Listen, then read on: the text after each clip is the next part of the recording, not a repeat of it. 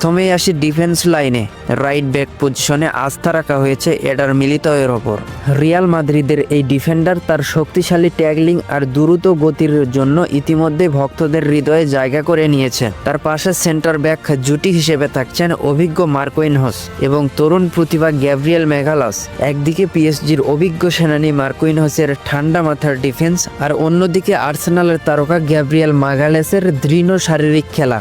দুজন মিলে গড়ে তুলতে পারেন এক প্রাচীর, যেটি ভেদ করা যে কোনো প্রতিপক্ষের জন্যই ভীষণ কঠিন হতে পারে। আর লেফট ব্যাক এ থাকছেন আলেকজান্ডার রিবেইরো, যিনি প্রতিরক্ষার পাশাপাশি আক্রমণেও সাহায্য করতে পারেন তার দারুণ ওভারল্যাপিং রান দিয়ে। এবার আসা যাক মাঝ মাঠে। এখানে আনচেলত্তির পরিকল্পনা আরও বৈচিত্র্যময়। রাইট ডিফেন্স এ মিডফিল্ডার হিসেবে থাকছেন ব্রুনো গিমারেস। নিউক্যাসলের হয়ে তার দাপুটে খেলা ইতিমধ্যেই নজর কেড়েছে ফুটবল ভক্তদের। ব্রুনো হবেন মূলত বল বিতরণের দায়িত্বে, পাশাপাশি প্রতিপক্ষের আক্রমণ ঠেকাতেও তার ভূমিকা গুরুত্বপূর্ণ হবে। মাঝ মাঠের আরেক প্রান্তে লেফট